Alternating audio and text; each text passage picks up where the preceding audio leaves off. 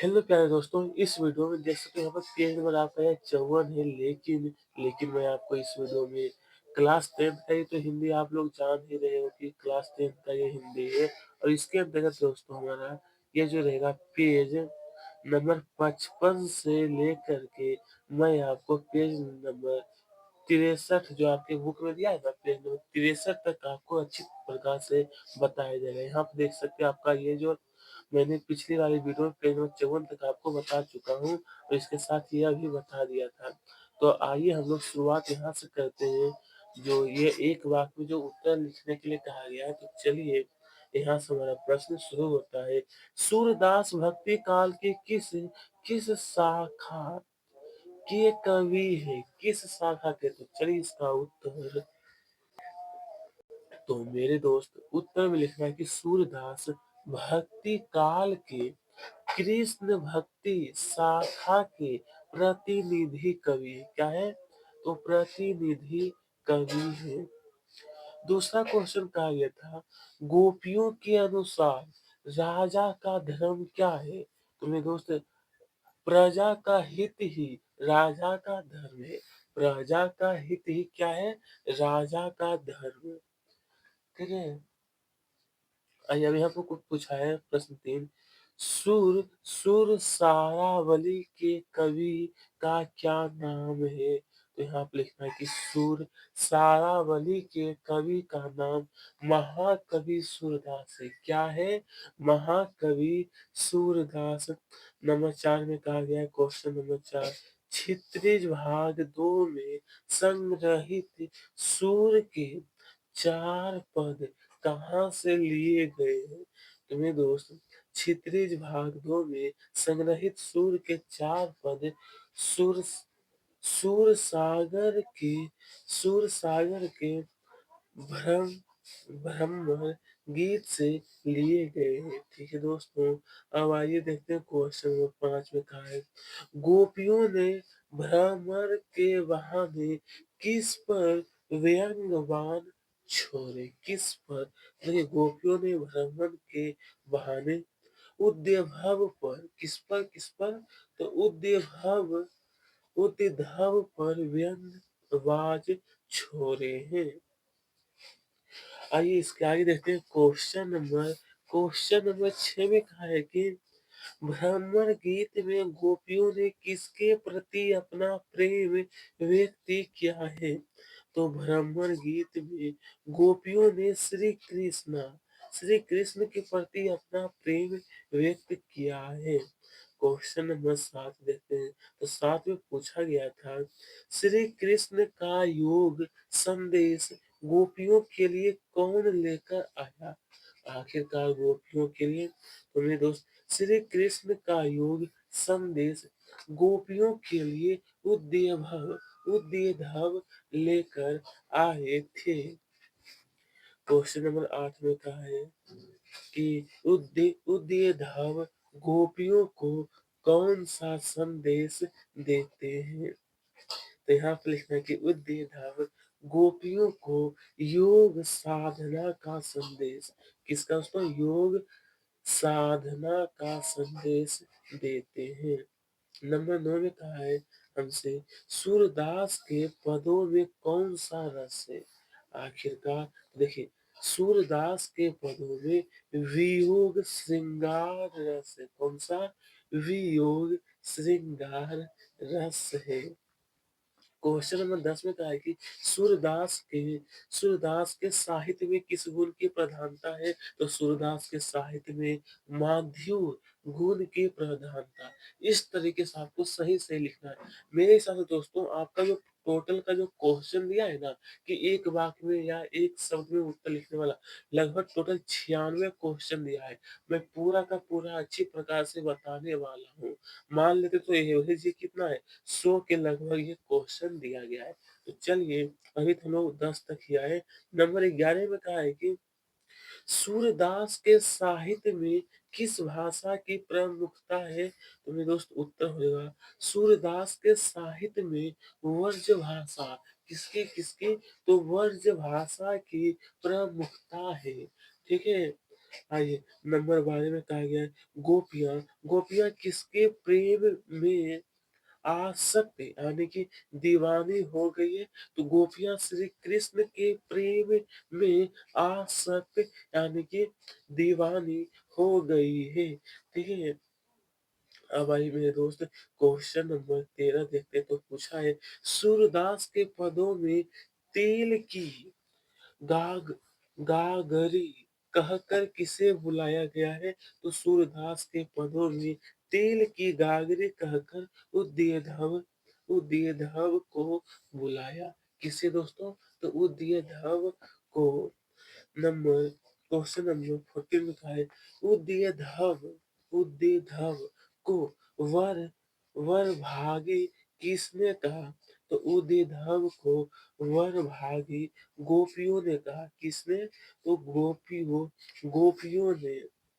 Number 15 में कहा गया था हमसे आखिर का जो क्वेश्चन है कि गोपियों का उद्यधव को वर भागी कहने के पीछे क्या उद्देश्य था? तो लिखना है कि गोपियां का उद्यधव को वर भागी करने के पीछे उद्देश्य था उद्यधव पर व्यंग कसना।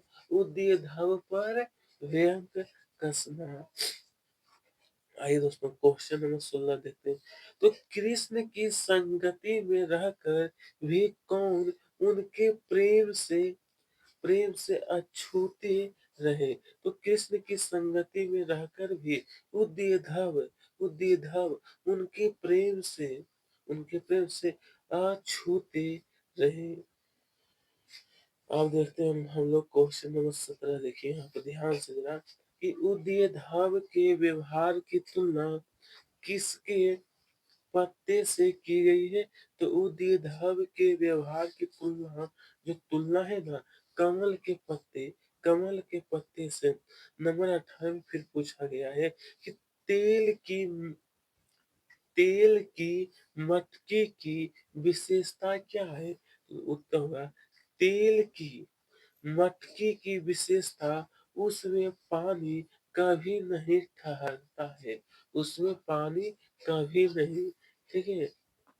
आइए नंबर 19 में कहा है गोपियाँ कौन सी बात श्री कृष्ण को बताना चाहती थी?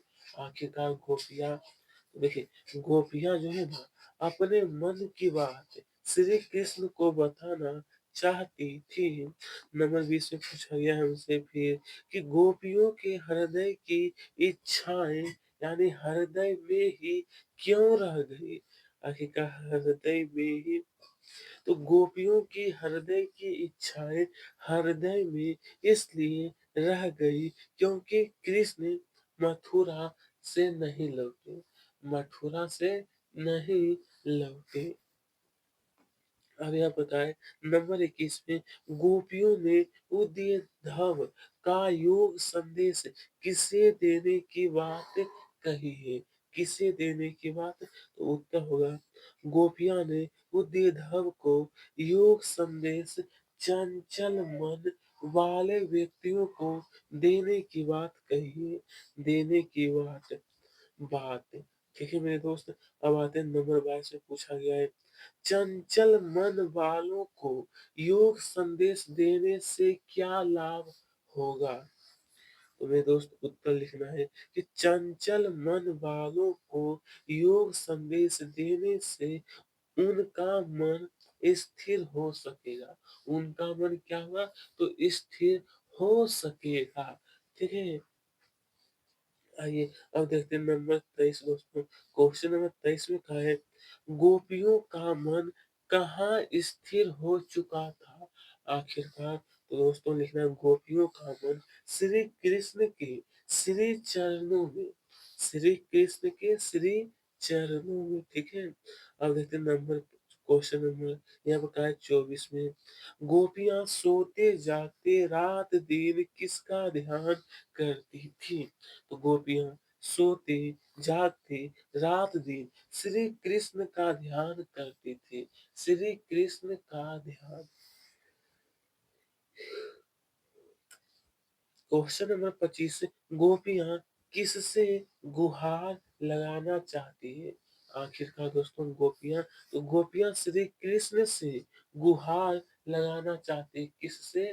तो श्री कृष्ण से। हुँ। अब आगे आगे का जो क्वेश्चन है वो है कि सूरदास किन कवियों में से एक थे? तो दोस्तों सूरदास जो थे ना, अष्ट छाप कवियों में से एक थे, ठीक है? नंबर 27 में पूछा है कि राम लक्ष्मण परशुराम संवाद में किस छंद का प्रयोग हुआ है? तो इसका उत्तर लिखना है राम लक्ष्मण परशुराम संवाद में चौपाई और दोहा छंद का प्रयोग हुआ है। दोहा छंद का प्रयोग, ठीक है। आइए इसके आगे का क्वेश्चन है हमसे, क्वेश्चन नंबर 28 में राम लक्ष्मण परशुराम संवाद में किस रस की प्रधानता है? किस रस की? तो राम लक्ष्मण परशुराम संवाद में वीर रस की प्रधानता है। किसकी? तो वीर रस की प्रधानता। नंबर 29 में कहा है कि राम लक्ष्मण परशुराम संवाद रामचरितमानस के किस कांड से लिया गया है? किस काव्य कांड से? तो अंश यह अंश रामचरितमानस के बाल कांड से लिया गया। कहाँ से? तो रामचरितमानस के बाल कांड से, ठीक है। आइए अब आगे का क्वेश्चन देखते हैं। यहाँ पर कहा है कि गोस्वामी गोस्वामी तुलसीदास की मृत्यु कहाँ हुई? तो गोस्वामी तुलसीदास की मृत्यु काशी में हुई थी। कहाँ पर दोस्तों? तो काशी में, ठीक है। आइए क्वेश्चन में 21 में कहा है कि सीता सीता स्वयंवर में राम लक्ष्मण किसके साथ किसके साथ आए थे? तो प्यारे मित्रों लिखना है सीता स्वयंवर में राम लक्ष्मण गुरु विश्वामित्र के साथ विश्वामित्र के साथ आए थे। अब आते हैं क्वेश्चन नंबर 32वां क्वेश्चन है भगवान श्री राम ने किसके धनुष को तोड़ा था? भगवान श्री राम ने, तो यहाँ पर होगा भगवान श्री राम ने भगवान शिव के धनुष को तोड़ा था। अब आते हैं क्वेश्चन नंबर 33 देखेंगे तो यहाँ पर हमारा पूछा गया था राम लक्ष्मण परशुराम संवाद किस घटना के कारण हुआ? राम लक्ष्मण परशुराम ये जो संवाद है वो किस घटना के कारण? तो यहाँ होगा राम लक्ष्मण परशुराम संवाद शिव धनुष टूटने के कारण हुआ। शिव धनुष टूटने के कारण। हाँ, राम लक्ष्मण परशुराम संवाद में कौन सा गुण है? ये जो संवाद है इसमें कौन सा गुण? तो यहाँ होगा राम लक्ष्मण परशुराम संवाद में आज गुण है। आज गुण है। राम लक्ष्मण परशुराम संवाद में किस शब्द यानी शक्ति का प्रयोग है? किस शब्द शक्ति का? तो दोस्तों उत्तर लिखना है राम लक्ष्मण परशुराम संवाद में व्यंजना शब्द शक्ति का प्रयोग है। व्यंजना शब्द शक्ति का। क्वेश्चन नंबर 36 परशुराम ने सेवक किसे कहा? परशुराम ने सेवक, तो परशुराम ने सेवक उसे कहा जो सेवा करे। उसे कहा जो जो सेवा करे। राम ने धनुष को किस धोखे से छू लिया था? तो राम ने धनुष को नया होने के धोखे से छू लिया था, ठीक है। आइए अब आगे देखते हैं मेरे दोस्त। क्वेश्चन नंबर 38 में पूछा गया फिर लक्ष्मण को शांत रहने के लिए किसने कहा? आखिरकार लक्ष्मण को शांत रहने के लिए, तो लक्ष्मण को शांत रहने के लिए भगवान श्री राम ने कहा। भगवान श्री राम ने, ठीक है। अब आते हैं कि सहस्त्र सहस्त्र बाहु कौन था? आखिरकार मेरे दोस्त सहस्त्रबाहु, तो सहस्त्रबाहु एक राक्षस था। एक क्या था? एक राक्षस। ठीक है? क्वेश्चन नंबर 40, तुलसीदास ने भृगु भृगु कुल का ध्वज किसे कहा? तो तुलसीदास ने भृगु कुल के ध्वज भगवान परशुराम को कहा। भगवान परशुराम को। क्वेश्चन नंबर 41 है, भृगु भृगु कुल केतु किसे कहा है? किसे कहा? तो भृगु कुल केतु परशुराम को भृगु कुल में पैदा होने के कारण कहा है। ओके दोस्तों।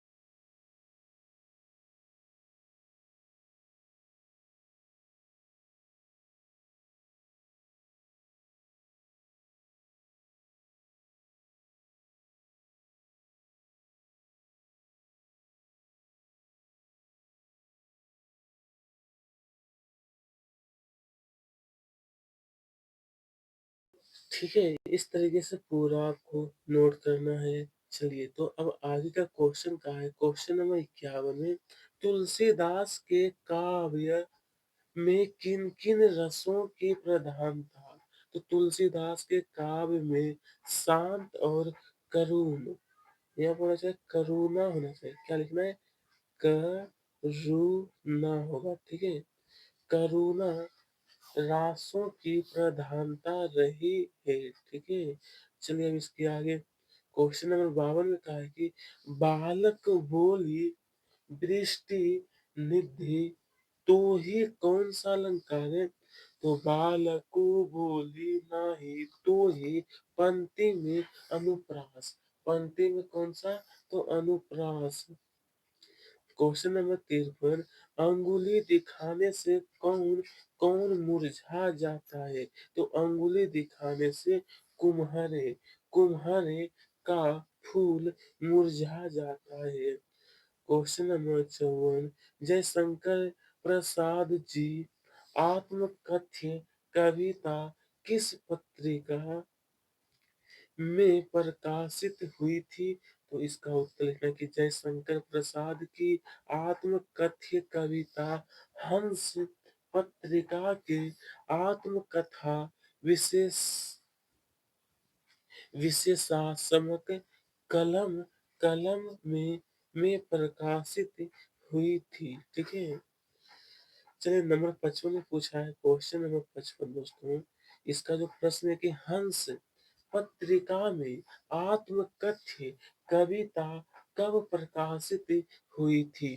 देखिए उत्तर लिखना है, हंस पत्रिका में आत्मकथ्य कविता सन 1932 में प्रकाशित हुई थी। कब दोस्तों?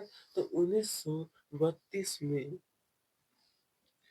क्वेश्चन नंबर 56, उस समय अर्थात सन 1932 में हंस पत्रिका के संपादक कौन थे? तो 1932 में हंस पत्रिका के संपादक प्रेमचंद्र जी थे। कौन थे?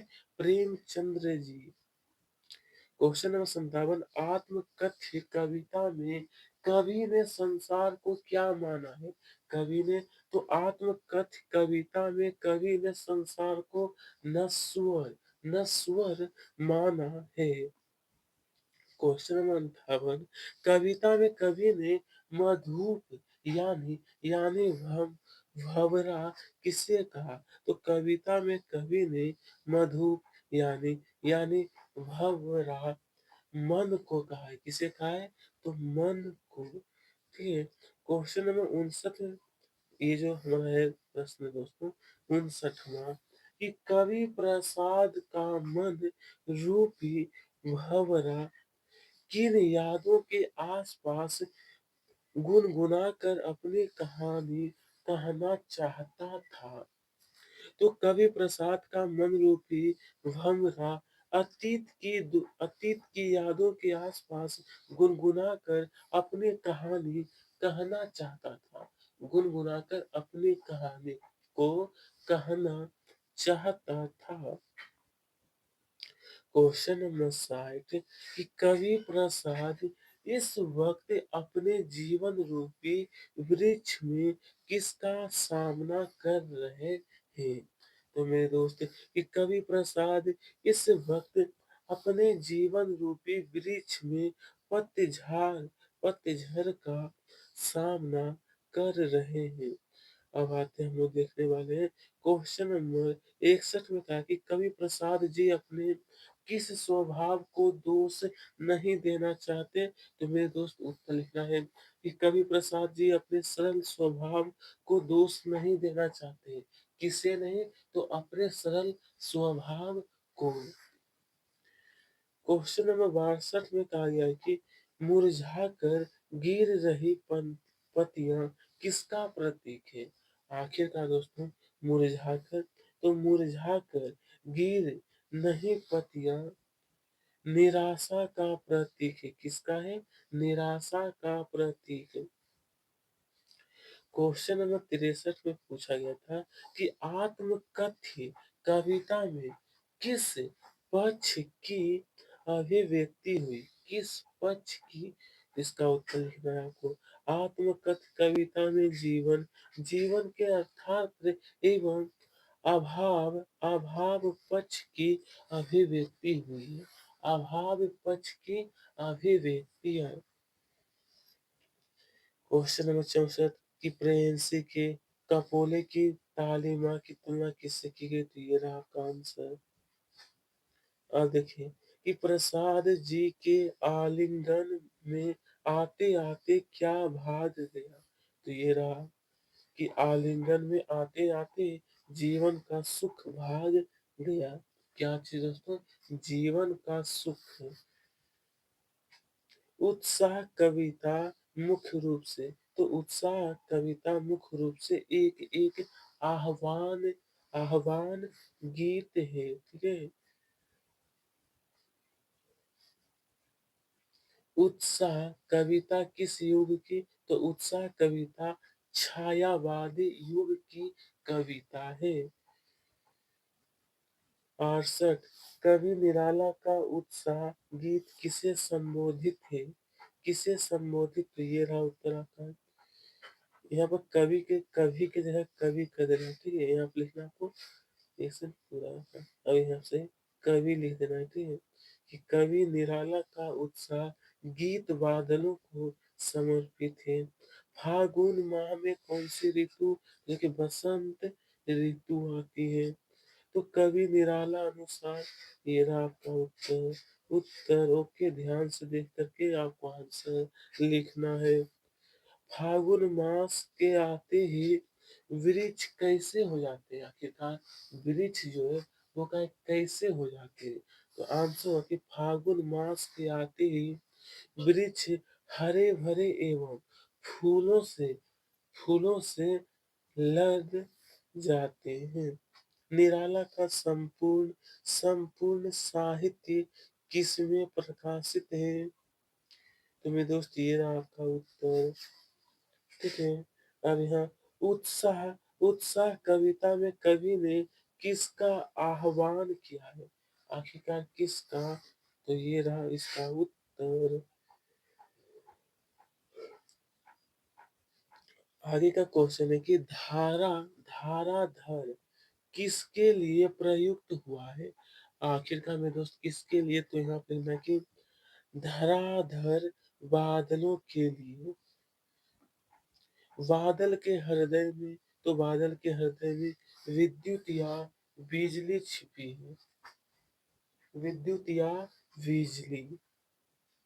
विश्व के विश्व के सकल जन कैसे हो रहे हैं। तो विश्व की सकल जान गर्मी से व्याकुल, गर्मी से व्याकुल। घेर घेरे घेरे घोर गगन में कौन सा अलंकार। तो यहाँ पर अनुप्रास है। बादल किस दिशा से, तो अज्ञात है। तप्त धरा का सांकेतिक अर्थ है। तो ये रहा उत्तर दोस्तों।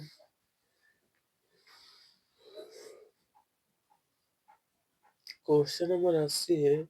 ये जो क्वेश्चन दिया है कि यह दंतुरित मुस्कान कविता में कवि ने किसकी मनमोहक मुस्कान का बहुत खूबसूरती से वर्णन किया है। तो ये रहा आपका उत्तर। ठीक है।